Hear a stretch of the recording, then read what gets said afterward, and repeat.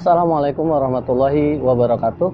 Kali ini saya mau membahas salah satu motor yang cukup legenda di Indonesia, yaitu Honda CB100.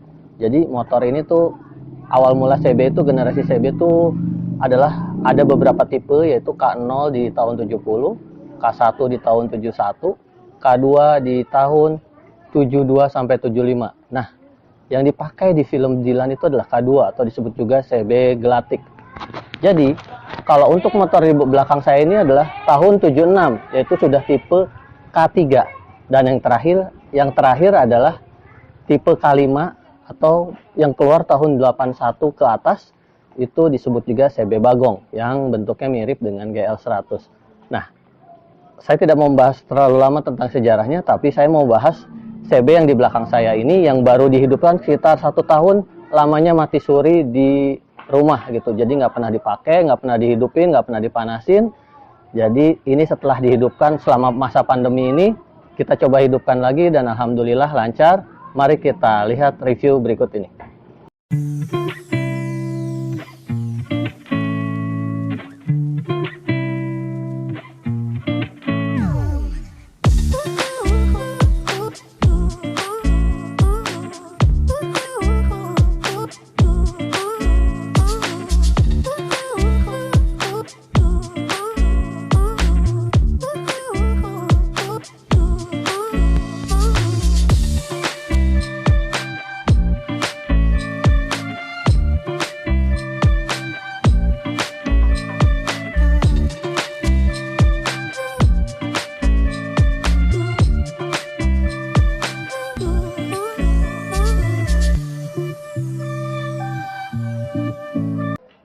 Nah, jadi basic motor ini adalah CB100 tipe K3 keluaran tahun 76.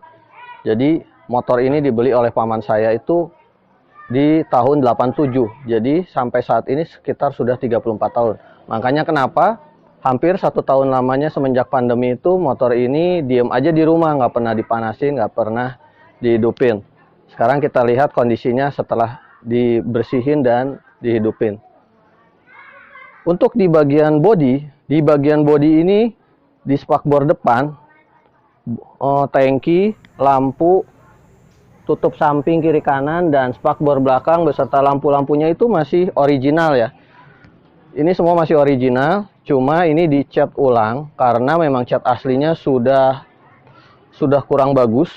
Jadi ini dicat ulang sekitar tahun 2000-an. Jadi sudah 15 tahun lebih cat ini, makanya ada beberapa bagian nih yang udah kurang bagus juga catnya, harus di rebuild lagi ya, di repaint lagi. Dan ada sedikit motif airbrush di beberapa bagiannya. Kemudian di bagian lampu ini, lampu sennya ini sudah dirubah oleh aftermarket. Jadi kesannya tuh sebenarnya tidak ada aliran apapun, cuma supaya lebih simpel aja modifnya.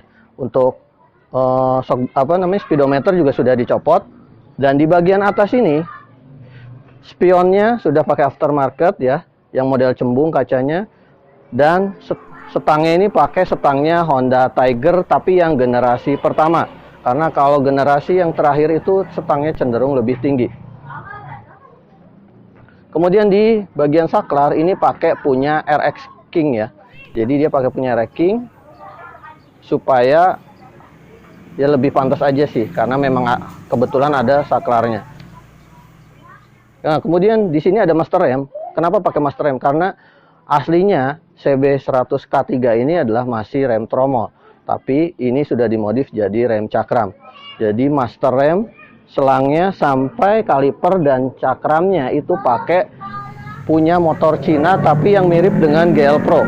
Sampai dudukan shockbreaker ini, tabung shockbreakernya ini juga masih pakai punya Mochin tersebut.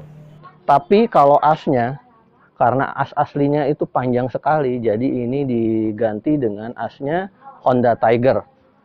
Dia cenderung lebih pendek, tapi masih tetap nongol juga ya. Karena memang ada beberapa ubahan, contoh di pelek. Pelek ini aslinya ring 18 jari-jari. Ini sudah pakai pelek racing ring 17.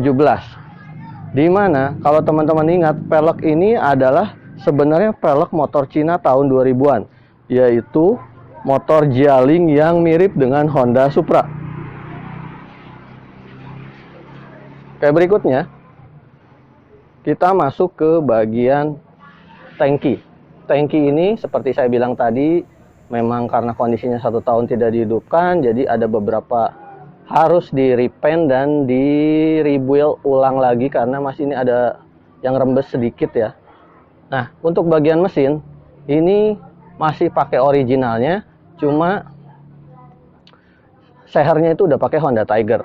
Dan ini untuk blok magnetnya udah pakai punya GL Pro karena dia tidak platina lagi, jadi sudah diubah ke CDI.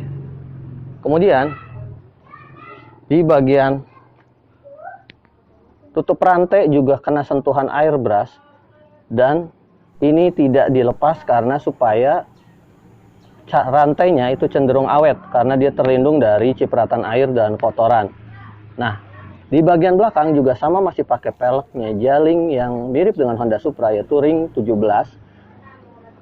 Sehingga untuk menyesuaikan tinggi motor ini karena agak tidak terlihat cungkring karena terlalu tinggi jarak antara ban dengan spakbornya, maka ini diganti dengan aftermarket. Ini entah merek apa ya, pokoknya diganti dengan aftermarket supaya menyesuaikan tingginya saja. Untuk di bagian belakang, nah di bagian belakang ini lampunya masih pakai originalnya, cuma kembali lagi di spakbor ini juga ada sentuhan airbrushnya. Untuk ban dia pakai ban FDR ring 17 dengan ukuran 90-80 ring 17. Jadi ini juga terlihat ya dari kode bannya, ini 2016, berarti udah 5 tahun ini bannya belum pernah diganti karena memang jarang dipakai motornya. Nah, untuk knalpotnya sendiri masih pakai originalnya, jadi hanya bagian saringan dalamnya aja yang dicopot ya. Dan sampai swing arm ini juga sudah dicat sama seperti bodinya. Nah, kalau untuk blok kanan itu masih original, cuma ada sentuhan airbrush. Dan karburatornya ini sudah pakai karburatornya Honda GL Pro. Teman-teman lihat ya, di sini ciri khasnya GL Pro tuh kelihatan dari tutup karburator yang sebelah sini.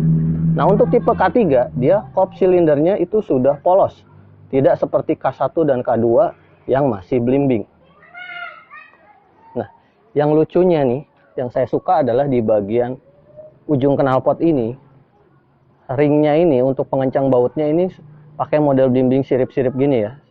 Ini lucu, apalagi kalau lihat barunya pasti lucu banget gitu, karena jarang sekali motor sekarang yang pakai seperti ini. Nah, sekarang kita coba dengar suara motornya. Jadi ini masih Cockchair banget. Kita coba dengerin suaranya ya.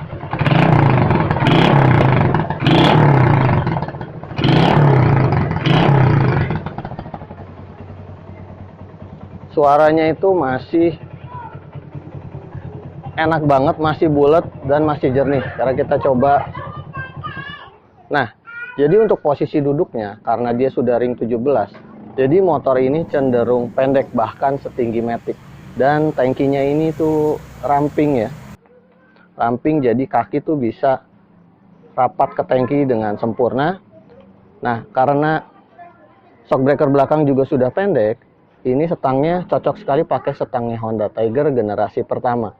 Sehingga kalau kita riding santai itu di tengah kota, enaknya dibawa. Ini untuk keliling kota ketika malam hari maupun sore hari. Karena seringkali di jalan orang-orang pada fokus ke motor ini. Karena memang motor ini kan cukup legendaris. Unitnya di jalan juga sudah mulai langka, sehingga motor ini juga sampai saat ini belum ada niatan untuk dijual. Nah, sekian dulu vlog saya kali ini. Mudah-mudahan teman-teman mendapatkan manfaat dari vlog saya kali ini. Dan semoga saya bisa berbagi lagi di vlog saya berikutnya. Wassalamualaikum warahmatullahi wabarakatuh.